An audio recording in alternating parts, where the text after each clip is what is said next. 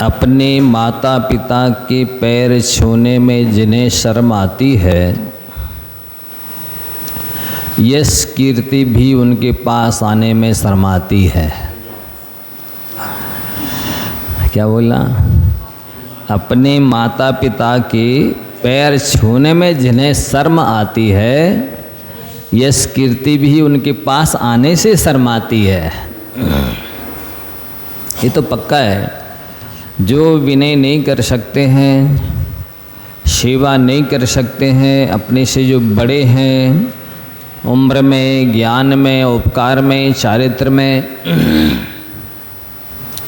उनको कभी यश की, सुख शांति की प्राप्ति होने वाली नहीं है।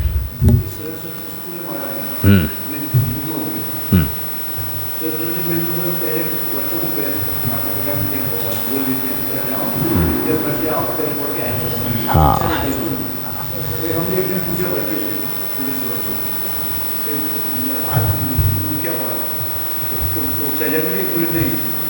पूरी क्लास सदन में हमको बनी मित्रों ने पूछा आप कौन माँ बाप के पैर पड़ के आए, पूरी गाँव का मैं पैर पड़ता, तो हमको सदन नहीं सबको। हाँ, ठीक ठीक ठीक। हाँ, अंग्रेजी स्कूल में नहीं सिखाया जाता।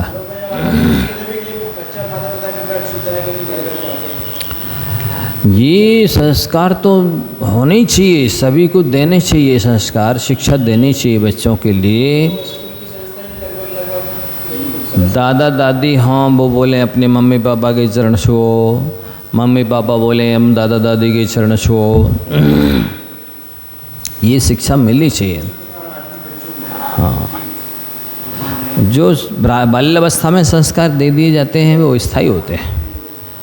जैसे घड़ा जिस समय बन रहा है उस समय उसमें जो संस्कार दे दिए जाते हैं तो फिर तो वो पूरी जब तक वो रहेगा घड़ा तब तक उसमें वो संस्कार रहेंगे।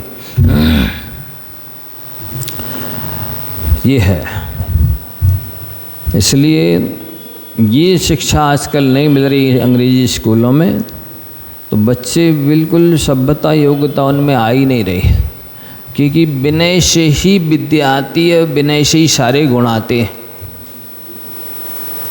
अब वो चीज़ है नहीं तो ना विद्या आएगी ना बाकी के गुण भी आएंगे।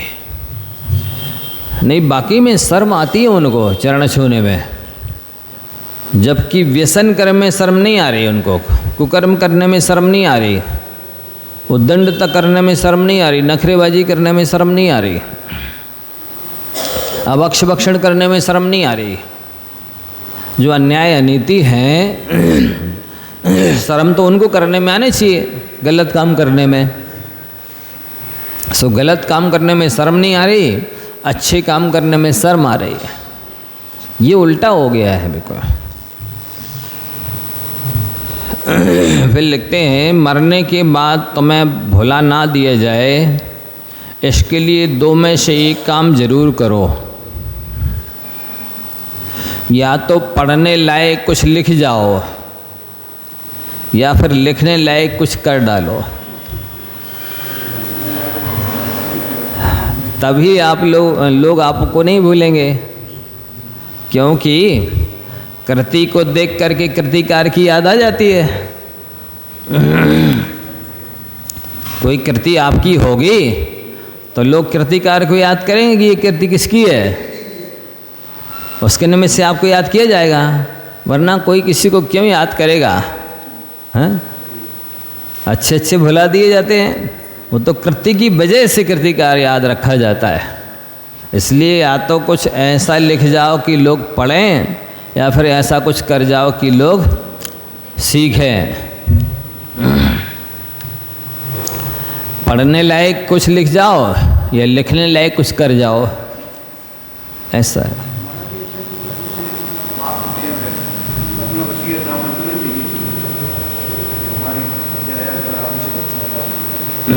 कैसा?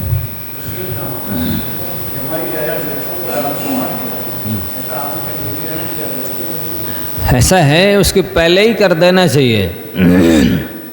लिख के जाने की अपेक्षा करके जाना चाहिए बराबर हिस्सा, जो कुछ उससे लड़ाई नहीं होती है। ऐसा अपने सामने दे जाओगे, कर जाओगे तो बाद में लड़ाई नहीं होगी। आप नहीं दे के जाओगे तो भले लिख के जाओगे फिर भी लड़ाई होगी। हाथ से देने का मतलब अलग होता है, भाई आपको इतना, आप इसको इतना, अपने सामने ही कर देना चाहिए, बाद में तो लड़ाई होती है। विश्वास नहीं होता ना ऐसा। इसलिए मोल तो क्या है, ये तो ठीक है, सच्चा वसीयतनामा तो आचरण का होता है। हर व्यक्ति अपनी संतान को अपना आचरण दे के जाता है, ये सच्चा वास्तविक वसीयतनामा है। ऐसा कोई व्यक्ति नहीं है जो अपने आचरण की धरोहर नहीं रख के जाता है, दे के जाता है।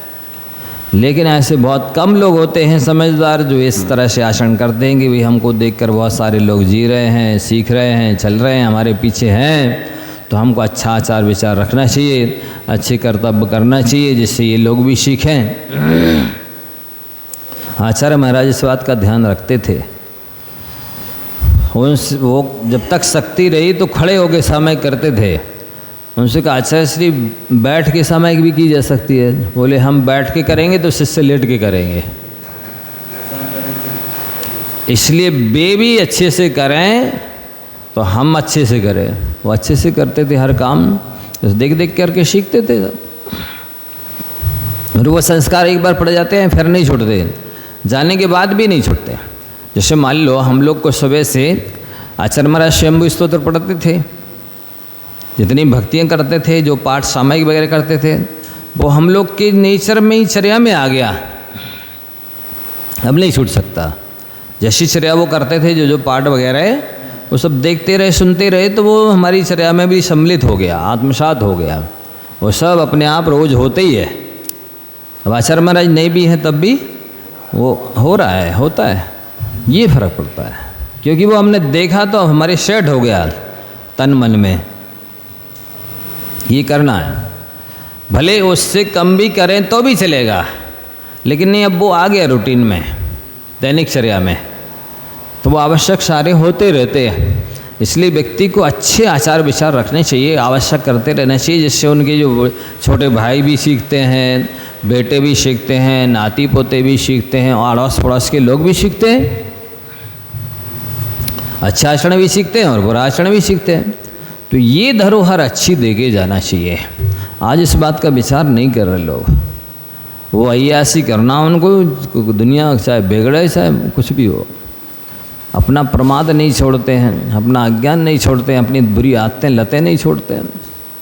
सो बेई सब आती चली जा रही, सब में अपराध बढ़ते जा रहे हैं, गुनाह है बढ़ते चले जा रहे हैं।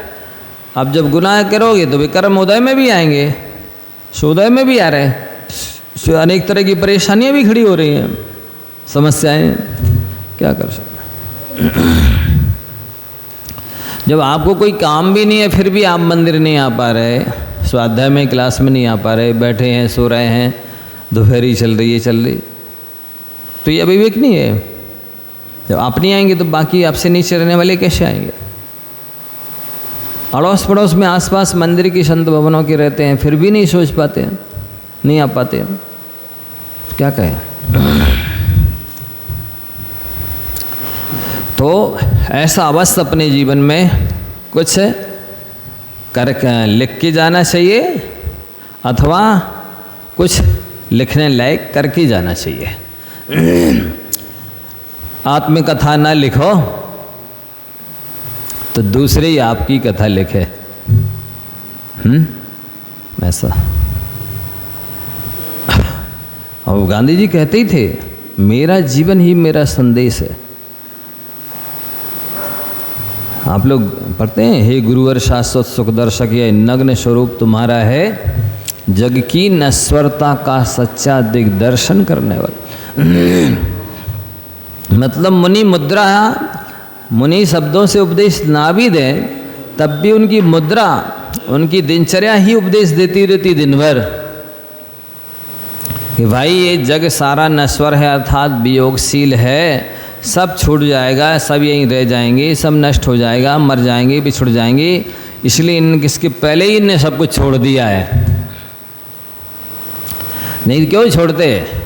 यदि छूटता नहीं, सब साथ में ही रहता तो काहे को छोड़ते? छूट जाएगा, नष्ट हो जाएगा, मर जाएंगे, बिछड़ जाएंगे, इसलिए पहले ही छोड़ देना बुद्धि में। तो ये शिक्षा मिलती है। और गुरु का दर्शन मात्र भी सम्यक दर्शन की उत्पत्ति में कारण है। सम्यक दर्शन ना भी उत्पन्न हो तब भी एक धोख देने से करोड़ों जन्मों के बंधे पाप नष्ट हो जाते हैं, लेकिन नहीं आते। कई लोगों तो इतना भी ज्ञान नहीं, वे भगवान के दर्शन कर जाएंगे। अब महाराज यदि एक खंड भी ऊपर हैं, आजू बाजू के कहीं तो वे नहीं जाएंगे। तो ये विवेक है। देव शास्त्र गुरु तीनों के प्रति श्रद्धा भक्ति हो तभी सम्यक दर्शन होता है। एक के प्रति भी है तो नहीं होगा। अकेले देव पर है तब भी सम्यक दर्शन नहीं होगा, अकेले शास्त्र पर है तब भी नहीं होगा, अकेले गुरु पर है तब भी नहीं होगा। तीनों की श्रद्धा से सम्यक दर्शन होता है, और तीन सम्यक दर्शन ज्ञान चारित्र के धारण करने से रत्नात्रय होता है, मोक्ष मार्ग होता है। ये पक्का है। प्राप्त करना है तो रागी विरागी दोनों गावे, ऐसा यश प्राप्त करो। यश ही प्राप्त करना है तो रागी गृहस्थ भी यश गावें और बैरागी जो साधु संत है वे भी प्रशंसा करें। तो जीवन हो तो ऐसा हो, चर्या हो तो ऐसी हो, तो ये यश प्रशंसनीय है। ये नहीं ये दूसरे का नाम मिटा के मेरा लिख दो, दूसरे की छोटी फोटो छापो मेरी बड़ी छाप दो, या इनकी नहीं छापो मेरी छाप दो, इससे थोड़ी कि यश होता है। अच्छा आचरण हो तो यश अपने आप होता है। ऐसा परोपकार करो यश अपने आप होगा, अच्छा आचरण करो यश अपने आप होगा, दान दो अपने यश अपने आप होगा। तो अच्छे काम तो कुछ करना नहीं है, यश हो जाए।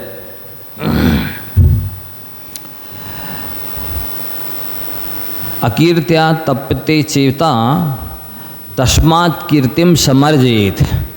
पंडित आसादर जी ने सागर धर्मामृत में लिखा कि अपयश से मन संतप्त होता है, दुखी होता है, संक्लिष्ट होता है, जिससे असाता वेदनी आदि पाप प्रकृतियों का बंध होता है। इसलिए यश कमाना चाहिए। तो उसका मतलब ये नहीं कि यश के पीछे पड़ जाना चाहिए, जिनसे यश फैलता है भी काम करने चाहिए।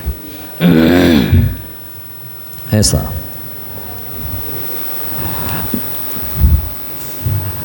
और वैसे यश की जो इच्छा करते हैं उनका यश नहीं फैलता, जो यश नहीं चाहते हैं उनका यश फैलता है। आप तो अच्छे कहते ना कर्मण्येव अधिकारास्ते मां फलेषु कदाचन। आप तो कर्म किए जाओ, फल की इच्छा मत करो, फल तो मिलना ही है। देखो कर्म किया है तो फल तो मिलेगा, ऐसा कोई काम होता नहीं जिसका फल ना मिले, फिर इच्छा क्यों करना। यशा कीर्ति पुण्य प्रकृति है। देखो हर संसार की अच्छी चीज़ पुण्य से मिलती है, तो यश भी चाहते हो तो उसके लायक पुण्य तो हो। सो पुण्य तो कमाते नहीं हैं, यश चाहते हैं। और यश भी वास्तव में होता किसका है? नाम शरीर का होता है, और शरीर को तो यहीं छोड़ जाना है। आत्मा को लोग देखते नहीं हैं, जानते नहीं हैं। शरीर को देखते जानते से साथ में नहीं जाना है। फिर यश के लिए क्यों पीछे पड़ना? दुनिया हमने खुद अपने को जाना नहीं और सारी दुनिया ने हमारे लिए जान लिया, तो सारी दुनिया जाने भी लिए तब भी हमारा कल्याण नहीं होगा यदि हम अपने को नहीं जानते तो। और हमने अपने को जान लिया, सारी दुनिया हमें ना भी जाने तब भी क्या हमारा आत्मकल्याण रुकने वाला है? नहीं। ये अध्यात्म में होना चाहिए मजबूत। यशा कीर्ति पुण्य प्रकृति है। यश भी चाहते हो तो पुण्य के बिना नहीं मिलेगा। अरे आप संक्षेप में इतना समझ लीजिए, बिना पुण्य के सुअर को विष्ठा भी नहीं मिलती है। दो सुअर एक साथ आ जाएं तो एक पहले पहुंच जाएगा जिसका पुण्य होगा, दूसरे को नहीं मिल पाएगा। सोचो आप, इतना छोटा दृष्टांत देना नहीं चाहिए, लेकिन समझने के लिए जब विष्ठा जैसी चीज़ है वो भी पुण्य के उदय से मिलती है, तो बाकी दुनिया की अच्छी चीज़ें बिना पुण्य के कैसे मिल जाएंगी? सो पुण्य व्यक्ति कमाना नहीं चाहता है और सब कुछ चाहता है, बिना पुण्य के कैसे मिले? पुण्य पुरुषों की स्तुति वंदना के बिना प्राप्त नहीं होता यश। आप यश चाहते हो, प्रशंसा चाहते हो, तो आप प्रशंसा करना शुरू कर दो, स्तुति करना शुरू कर दो, पूजा करना शुरू कर दो, भजन आरती करना शुरू कर दो, विधान करना शुरू कर दो। समंत भद्र स्वामी ने तो यहाँ तक कहा, उच्चैर गोत्रम प्रणते भोगो दानाद उपासनात् पूजा भक्ते ही सुंदर रूपम यस्तवनात् कीर्तिस तपोनिधिषु। तपोनिधि माने साधुओं की प्रणाम करने मात्र से उच्च गोत्र की प्राप्ति होती है। उच्चैर गोत्रम प्रणते, और भोगो दानाद, दान देने से भोगों की प्राप्ति होती है। सामान्य भोगों की नहीं, चक्रवर्ती की भोगों की प्राप्ति। एक बार का आहार दान भी चक्रवर्ती के भोग दे सकता है, एक बार का आहार दान भी इंद्र का पद दे सकता है। ऐसी महिमा है। उस तरह की श्रद्धा, नौदा भक्ति हो तो कई लोग जीवन भर भी देते रहेंगे तब भी नहीं मिल पाएगा इंद्र का पद और चक्रवर्ती के पद। कई लोगों की नौदा भक्ति श्रद्धा बिना विवेक देखते ही बनती है। ये तो रोज अनुभव करते हैं ना हम लोग, अलग अलग लोगों के द्वारा की जाने वाली नौदा भक्ति देखते रहते हैं, सुनते रहते, अनुभव करते रहते हैं। उससे ही हम उनके पुण्य का अनुमान लगा लेते हैं, इनको इतना मिलने वाला है, इनको इतना मिलने वाला है। हमारे आहार कराने से नहीं मिलने वाला है, उनकी नौदा भक्ति से उनको पुण्य मिलने वाला है। सभी कर ही नहीं पा रहा है उदारता से, इसलिए समझ में आ जाता है। तो उच्चैर गोत्रम पढ़ते, साधु को प्रणाम करने मात्र से उच्च गोत्र, इक्ष्वाकु वंश, नाथ वंश, हरिवंश जैसे माँ तीर्थंकरों के वंश में उत्पत्ति होती है। भोगो दाना, दान देने से भोगों की प्राप्ति होती है। उपासनात् पूजा, साधु की सेवा करोगे आपकी पूजा होगी। कहाँ होगी? सुमेरु पर्वत पर होने वाली पूजा ही पूजा मानी जाती है, मतलब तीर्थंकर बनोगे। ऐसा महात्मा है। भक्ति ही सुंदर रूपम, साधु की भक्ति करोगे आपको सुंदर रूप किसका होता है? कामदेव का सबसे ज़्यादा सुंदर रूप होता है। तो साधु की भक्ति करोगे कामदेव जैसे पद की प्राप्ति होती है। ये मोक्षगामी महापुरुष हैं। भक्ति ही सुंदर रूपम, सुबह उतने पैसे ब्यूटी पार्लर में तो खर्च कर देंगे, लेकिन साधु के आहार दान में खर्च नहीं करेंगे। ब्यूटी पार्लर में एक 24 घंटे की सौंदर्य के लिए जितने पैसे खर्च कर दिए, काश उतने पैसे साधु के आहार दान में खर्च कर देवें तो कामदेव का पद भी मिल जाए और मोक्ष भी मिल जाए।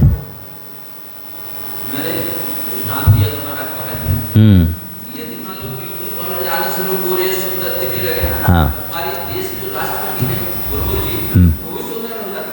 बिल्कुल, मोल तो नाम कर्म है ना, नाम कर्म से ही रूप रंग मिलता है सब कुछ। आप ये मान के इसलिए आपके शरीर में एक एक जो रोम है ना, वो भी कर्म के उदय से आया है। यदि रोम बिना कर्म के उदय के आते ना तो सबके एक जैसे रोम होते, सबके एक जैसे बाल होते। क्यों है? किसी के काले, किसी के सफ़ेद, किसी के खिर गए, किसी के पूरे घने हैं।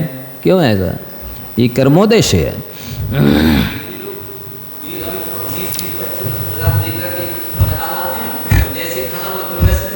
वो तो है ही, रिएक्शन तो हो गई। चर्म रोग भी होंगे, रिएक्शन होगा अनेक तरह का। वो नहीं मानेंगे, लेकिन क्या कर सकते हैं। अब वर्तमान में कर रहे हैं, पिछले तो ठीक है जो भी है। अरे इतनी योग्यता मिल गई, ये कम है क्या? इस योग्यता को पाके तो अब सारा आपको नया करना तो भविष्य के लिए।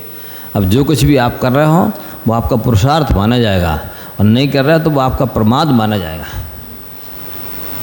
इसलिए तो कहते हैं क्यों इतना वक्त गुजारते हो देखते हुए स्वयं को आईने में, कुछ वक्त बैठो गुरु और प्रभु के सामने, खूबसूरत हो जाओगे सही मायने में।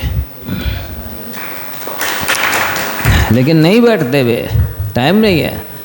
ब्यूटी पार्लर पे लाइन लगा के समय दे आएंगे, उतना समय यहाँ नहीं देंगे। मेकअप करने के लिए दर्पण के सामने जितना समय देते उतना भी भगवान देवशास्त्र गुरु के सामने नहीं देते। मतलब दर्शन करने आए थे कि वे दर्शन देने आए थे, पता नहीं है?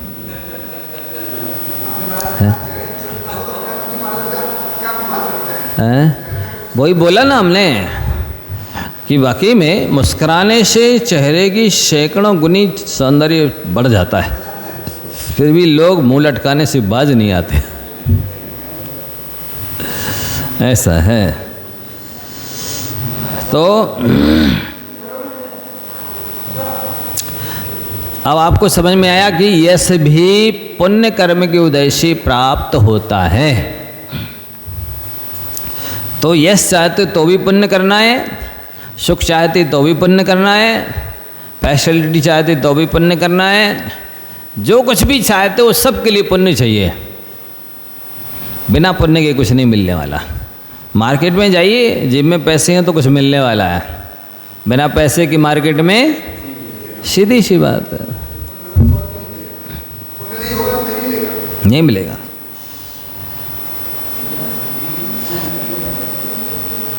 तो आप जितना ज़्यादा देवशास्त्र गुरु की पूजा करेंगे, भक्ति करेंगे, भजन करेंगे, आरती करेंगे, विधान करेंगे, उतना आपका यश होने वाला है, उतना सबको श्रेष्ठतम मिलने वाला है। उसके लिए समय नहीं है। पूजा किया करो भैया, इस समय नहीं है महाराज जी। बताइए, अभिषेक पूजा जैसे कार्य के लिए समय नहीं है और उनको गाड़ी धोने के लिए, जूता चप्पल धोने के लिए समय है? नहीं है। कुत्ते को घुमाने के लिए समय है सवेरे से, मॉर्निंग वॉक के लिए, जिम जाने के लिए समय है, पैसे देंगे वहाँ पर, कसरत करेंगे और उसके अनुसार कहीं बॉडी बिल्डर के अनुसार भोजन करेंगे, उसके लिए सबके लिए समय है और पैसा है। यहाँ के लिए तो समय नहीं है। सुख चाहते हैं, अच्छी अच्छी सब चीज़ें चाहते हैं, और जिनकी सेवा पूजा से मिलने वाला है उसके लिए टाइम नहीं है। यशः कीर्ति पुण्य का फल है, गुणों का आकलन नहीं। क्या कहा? यशः कीर्ति पुण्य का फल है। आप ये कहें कि बहुत गुणवान है इसलिए इनका यश फैलना चाहिए, जरूरी नहीं है, नहीं फैलेगा। कई अच्छे अच्छे त्यागी तपस्वी हैं, उनका नाम भी कोई नहीं जानता, और जिनकी विशिष्ट साधना नहीं है पर उन बहुत टीवी पे छाए रहते। खूब मीडिया में, न्यूज़पेपर पर और ये वो यश रहता है। तो वो ऐसा कीर्ति है, आप गलती भी करोगे, अवगुण भी होंगे तो प्रशंसा होगी। और ऐसा कीर्ति नाम कर्म का उदय होगा तो आपके अंदर गुण भी होंगे, अच्छाई भी करोगे तो भी अपयश होगा। उनमें ताकत है यशा कीर्ति में यश फैलाने की, और ऐसा कीर्ति में अपयश फैलाने की क्षमता है। आप दूसरे को दोष देते रहो, ऐसा है। देह छूटने के बाद, राख हो जाने पर प्राणी अपने यश से वैसे ही जाना जाता है जैसे कपूर अपनी सुगंध से जाना जाता है। शरीर तो छूट गया लेकिन आदमी जाना पहचाना जा रहा है, तो वो जैसे कपूर तोड़ गया पर खुशबू अभी भी आ रही है, निश्चित बात है।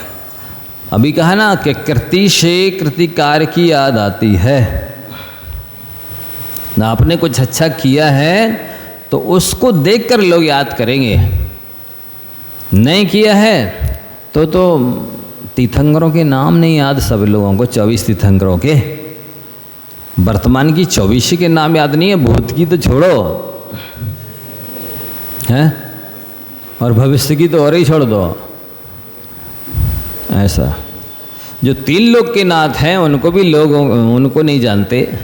हाँ, आप तो 3 ढक के नाथ भी नहीं हो, कैसे जानेंगे लोग? नहीं, और फिर जान भी लिया तो थोड़े से क्षेत्र के लोगों ने जान लिया, थोड़े से लोगों ने जान लिया, थोड़े से समय के लिए जान लिया, इससे आत्मा में क्या फर्क पड़ने वाला है? लोग थोड़ी सी समाज के यदि अध्यक्ष मंत्री या कुछ बन गए तो उसमें ही भूले नहीं समाते, हम समाज की ये हैं वो है, क्या होने जाने वाला है।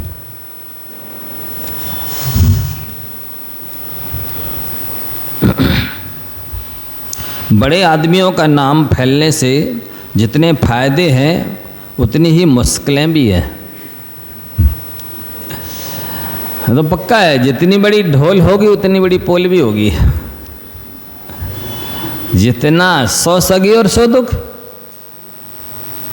देखो इसीलिए किसी ने कहा अप्रसिद्धि में बड़ा ही आराम है, स्वयं गए अपनी ही सुबह और अपनी ही शाम है। प्रसिद्धि में मिलता नहीं आराम है, कहीं होती सुबह और कहीं होती शाम है।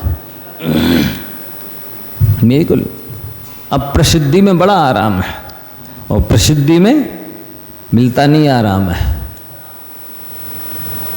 आप देखो जिनके पास अब जैसे 2-2 3-3 मोबाइल रखते हैं, आप कहोगे यार इतने बड़े आदमी 2-2 3-3 मोबाइल, लेकिन उनको पूछो हर दम घंटी बजती रहती, हर दम घंटी बजती रहती, चैन ही नहीं है। चैन पहनने के बाद चैन नहीं है। अब प्रसिद्धि में बड़ा ही आराम है, अपनी अप्रसिद्धि में बड़ा ही आराम है, अपनी ही सुबह और अपनी ही शाम है। प्रसिद्धि में मिलता नहीं आराम है, कहीं होती सुबह और कहीं होती शाम है।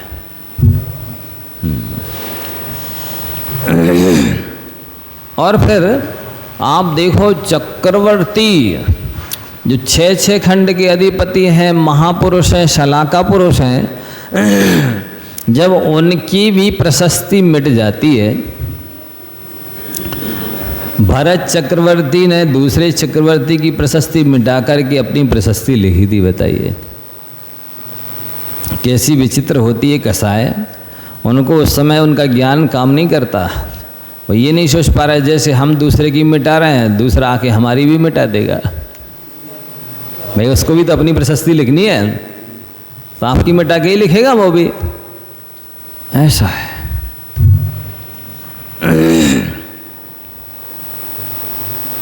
जितने ज़्यादा माने फेमस होंगे, प्रसिद्ध होंगे आप, अस्थिरता तो उतनी ज़्यादा, बेचैनी आकुलता व्याकुलता तो बढ़ेगी।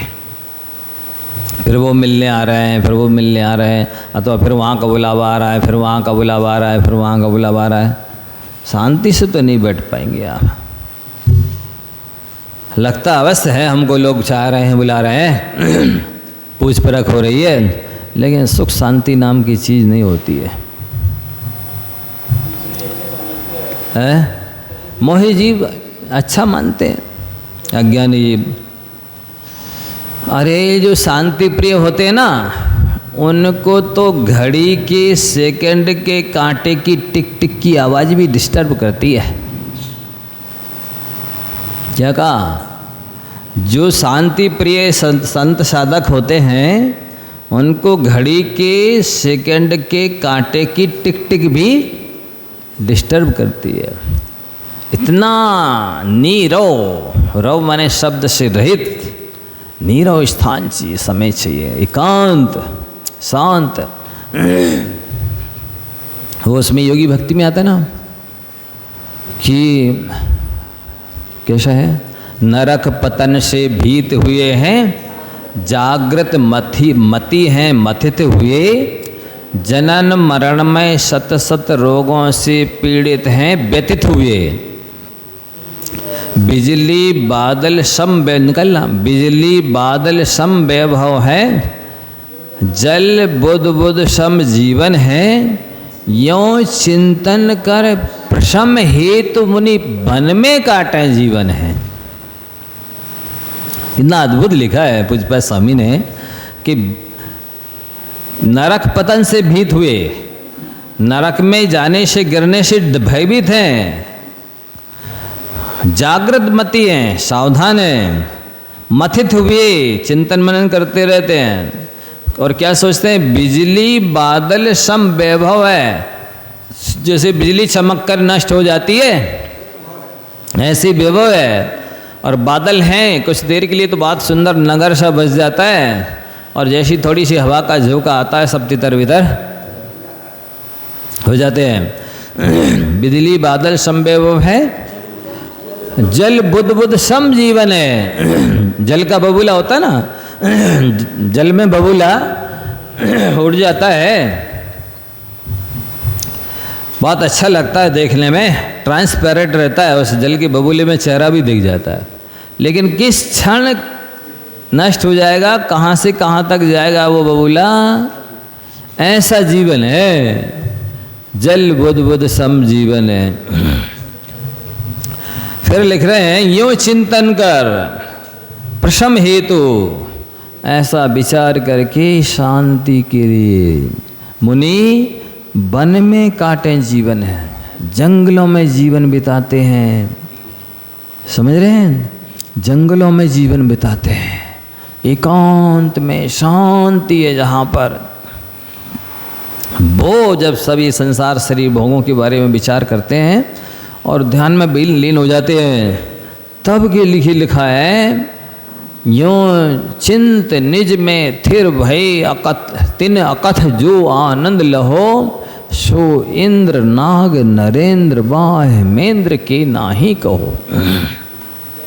ऐसा संसार शरीर भोगों की वास्तविकता का विचार करके शांति से जब ध्यान में बैठ जाते हैं, तो उनको जो असीम आनंद आता है, सुख होता है, वो सुख इंद्र को भी नहीं, जिसके पास में करोड़ों देवांगनाएं हैं, ठाट बाट का नौकर चाकरों को पार नहीं है, ना इंद्र को, ना नागेंद्र धर्मेंद्र को, और ना अहिमेंद्र को भी नहीं है, सर्वार सिद्धि के देव को भी वो सुख नहीं है।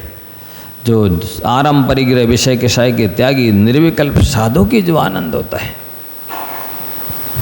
वो तो अलौकिक अद्वितीय है, उसकी तो शब्दों से व्याख्या नहीं की जा सकती है, अनुभव किया जा सकता उसका तो केवल। तो हाँ, बताते हैं कि बड़े आदमियों, देखो बड़े आदमियों की लोग, जो छोटे आदमी होते हैं ना, बड़े आदमियों की छोटे आदमियों को सुविधा तो दिखती है, पर सुविधा के पीछे छुपी दुविधा दिखाई नहीं देती है, इसलिए वो उस सुविधा को अच्छा कहते हैं। यदि सुविधा के पीछे छुपी दुविधा दिखने लगे तो वे लोग फिर उसके लिए ललचाएं नहीं।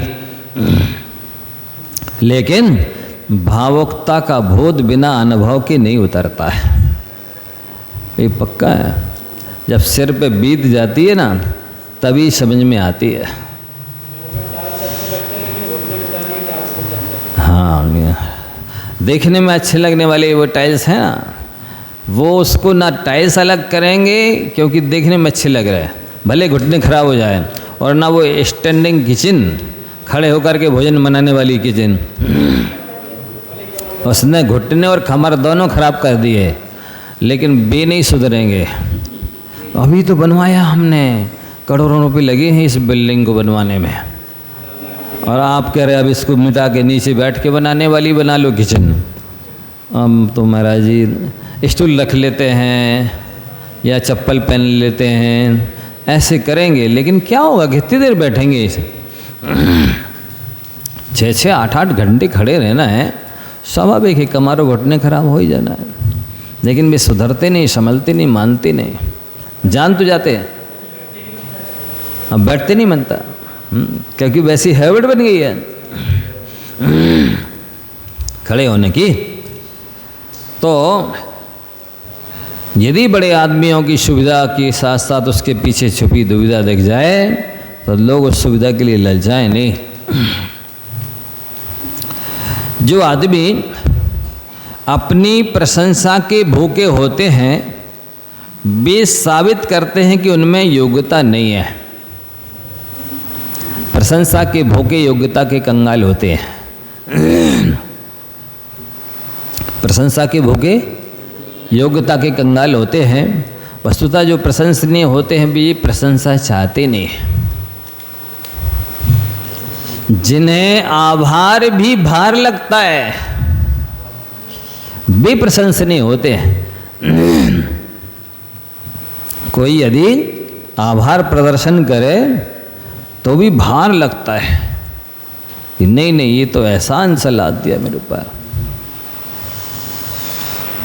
लोग तो जिन देवशाह गुरुओं के पास आकर के माला फेरनी चाहिए वहाँ भी माला पहनने की अपेक्षा रखते हैं। जहाँ गुरुओं के पास आके कपड़े उतार कर दिगंबर बनने के भाव होना चाहिए वहाँ भी साल ओढ़ने की अपेक्षा रखते हैं।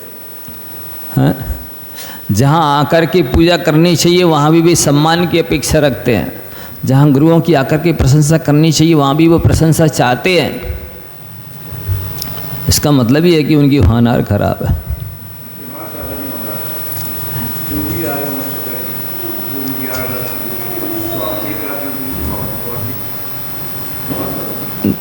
वो बात की बात है, लेकिन चाहना ये गलत है ना। अब वो तो एक भारतीय परंपरा है, प्रोत्साहन दूसरों को मिले, धर्म की प्रभावना हो बे, इसके लिए वो ऐसा होता है। तो प्रशंसा के भूखे योग्यता के कंगाल होते हैं। इसलिए और दूसरी बात ये है, सिद्धांत से देखा जाए तो जो प्रशंसा चाहता है उसकी कापोत लिशा तो कम से कम होती है, अशुभ लिशा। प्रशंसा चाहने वाले की शुभ लिशा नहीं होती। गौमठ साजीव कांड में लिशाओं का लक्षण देख लो, इसमें तो दूसरे भाग में दिया है 6 लिशाओं का लक्षण। उसमें कापोत लिशा बताई है प्रशंसा चाहने के वाले की, अपम प्रशंसा। ये तो यदि आप प्रशंसा चाह रहे हैं इसका मतलब आपकी शुभ लिशा नहीं है, खोटे भाव हैं आपके।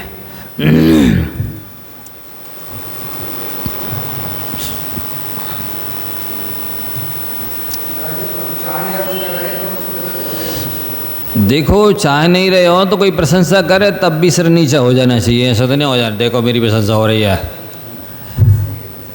यदि सिर ऊंचा हो गया तो इसका मतलब ये कि आप चाह रहे हैं।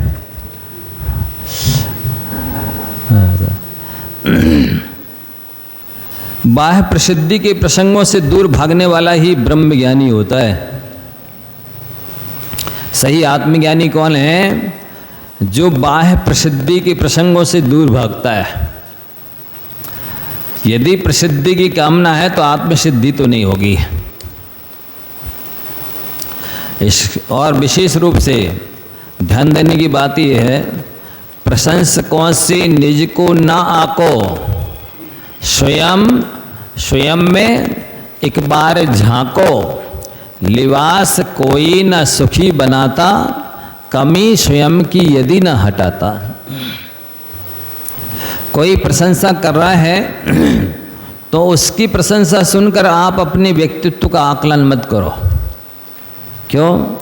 उसकी प्रशंसा करने का दृष्टिकोण भिन्न हो सकता है।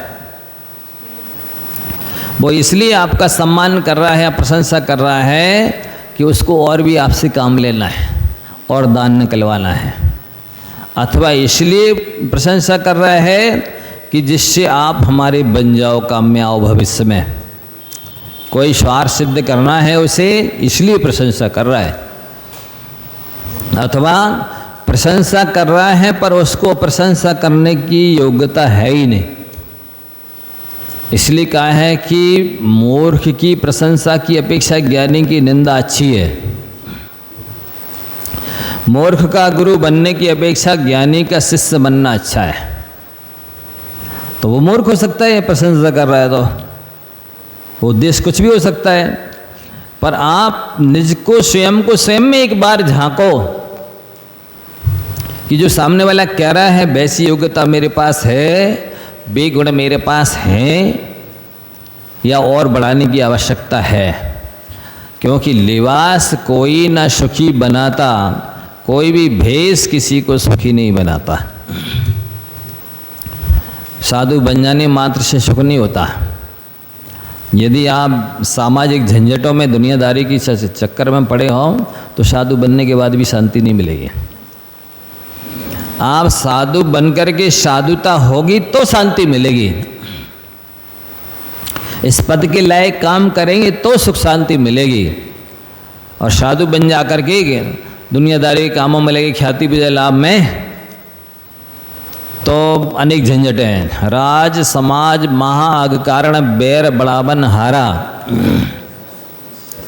राज और समाज, राजनीति और सामाजिक, ये दो चीज़ें बैर बढ़ाती हैं।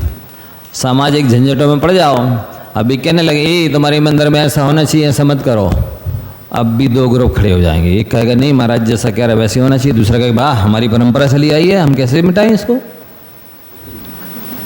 अब भी लड़ाई खड़ी हो जाएगी। कुछ भी इंटरफेयर कर दे मैं जरा सा यहाँ पे, तुरंत दो ग्रुप हो जाएंगे, आधे पक्ष में होंगे आधे विपक्ष में खड़े हो जाएंगे। तो राज और समाज दोनों बैर बढ़ाने वाले हैं, इसलिए इनके चक्कर में आना नहीं, बिल्कुल सावधान रहना। दूध का जला छाछ को भी फूंक फूंक के पीता है।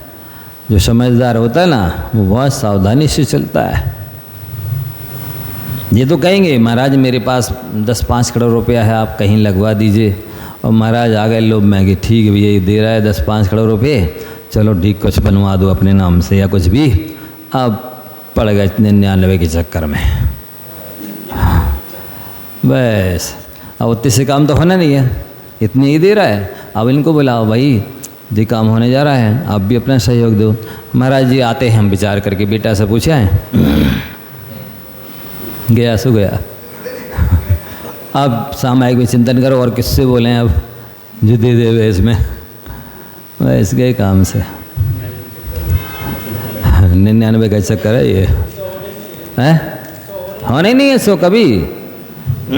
देखो अध्यात्म कहता है यदि आपने अपने नाम से कोई भी संस्था बना ली, अब उस संबंधी राग मिटना मुश्किल है। आप उस स्थान को भी छोड़ के चले जाइए तब भी तत्संबंधी विकल्प तो आपके साथ चलेगा। अच्छे अच्छे ज्ञानी और आध्यात्मिक उन्हीं विकल्पों में फंस करके समाधि बिगाड़ के चले गए हैं।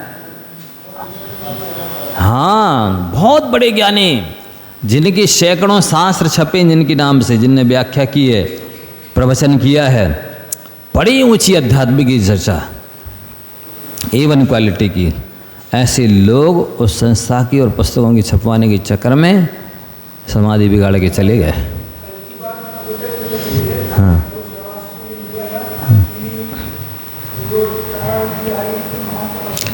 हाँ ये बताया था, आगे आदम बता देते हैं कि जिन महामुनिराज का उत्तम संघनन है और इतनी साधना की है कि उपसम श्रेणी मार्ग की 11वां गुणस्थान छू लिया है,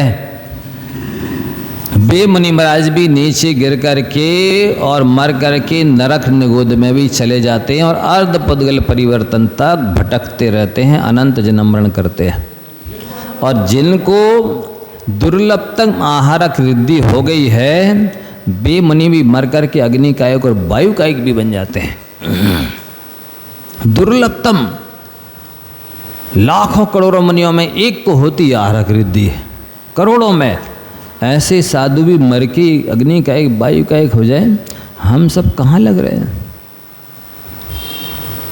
इसलिए विशुद्धि की रक्षा करना नितांत आवश्यक है, अपने परिणामों की रक्षा करना।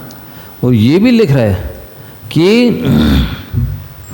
1 कोटि वर्ष पूर्व की आयु जिनकी है, 8 वर्ष अंतर मुहूर्त में दीक्षा ले ली है, पूरे जीवन भर 28 मूल गुणों का पालन किया है, उन मुनिराज की भी समाधि बिगड़ सकती है। और सगी आंखों से अपन ने देखे ही आचार्य महाराज को कि जिन्होंने जीवन भर 5-5, 6-6 रसों का त्याग रखा, सैकड़ों संतशाला, सैकड़ों गौशाला, सैकड़ों समाधियाँ करवाई, हजारों को दीक्षाएं दी हैं, 5-5 प्रतिभास्थली, भाग्योदय, पूर्णायु, हथकरघा, क्या नहीं किया। ऐसी श्रेष्ठ महान साधक की समाधि के समय में कैसी बीमारी आई। बाल ब्रह्मचारी रतनलाल जी शास्त्री 90 साल की उम्र के ऊपर हो गए थे, 70-75 साल पूरी पढ़ने पढ़ाने में गए, हजारों साधुओं को पढ़ाया, माताजियों को पढ़ाया, ब्रह्मचारियों को, ब्रह्मचारिणियों को पढ़ाया, और पूरे दिन रात अध्ययन चिंतन मनन में ही लगे रहते थे, उनकी भी कैंसर में समाधि हुई है कोरोना काल में। नहीं तो अभी गए इंदौर वाले बाल ब्रह्मचारी बिल्कुल रतनलाल जी इंद्र भवन इंदौर बैराग भवन में जो रहते थे, हजारों साधु संतों को पढ़ाया, माता जी महाराज जियों को, उनकी समाधि अपन ने अपने आंखों से देखी, आचार्य महाराज की समाधि देखी। और शास्त्रों में तो लिखा ही है कि 11वें गुण स्थान से गिर कर के नरक निगोद में और अर्धपुद्गल परिवर्तन तक भटक सकते हैं। आहारक वृद्धि वाले अग्नि का एक वायु का एक हो जाए, इतनी निकृष्ट मानी जाती है 5 स्थावरों में अग्नि और वायु। अग्नि का एक जीव मर करके मनुष्य नहीं बन सकता, वायु का एक जीव मर करके मनुष्य नहीं बन सकता, ये मर के त्रियंश ही बनेंगे। ऐसी दशा को प्राप्त हो जाए, हम और आप थोड़ा सा धर्म करके संतुष्ट हो रहे हैं। बहुत सावधान होने की आवश्यकता है। मुनि बनकर के अनंत बार 9वें ग्रीवक हुए, आत्मकल्याण तो छोड़ो, सम्यक दर्शन तक नहीं हुआ। बहुत कठिन काम है आत्मकल्याण करना। ऐसे निश्चिंत बैठे हैं लोग जैसे परमानेंट यहीं रहना है। मैं तो उनको महाज्ञानी मानता हूँ। एक ज्ञानी वैरागी सम्यक दृष्टि होवे तो उसको तो बिल्कुल जैसे कहते ना, तुम बिन व्याकुल भयो जैसे जल बिन मीन। हे भगवान, जल के अभाव में जैसे मछली छटपटाती है पानी में पुनः जाने के लिए, ऐसे छटपटाइए। कब वह दिन आएगा भगवान जब हम कब धन शोषर पाऊँ, जब निज में ही रम जाऊँ, कर्ताधिक भेद मिटाऊँ, रागाधिक दूर भगाऊँ। छटपटाएं यदि सच्चा ज्ञान और वैराग होवे तो। महाज्ञानी महारागी हैं, इसलिए निश्चिंत बैठे हैं, संयम में भोगों में लीन है। कितना कठिन काम है और कितना आवश्यक काम है, उसको छोड़ करके उपेक्षित करके दुनियादारी कामों में लगे हैं। अरे मनुष्य पर्याय की प्रत्येक घड़ी को दीपावली की तरह मनाओ तो भी कमी है। क्या कर सकते हैं, समय हो गया, आगे की चर्चा करें। जा वाणी के ज्ञान ते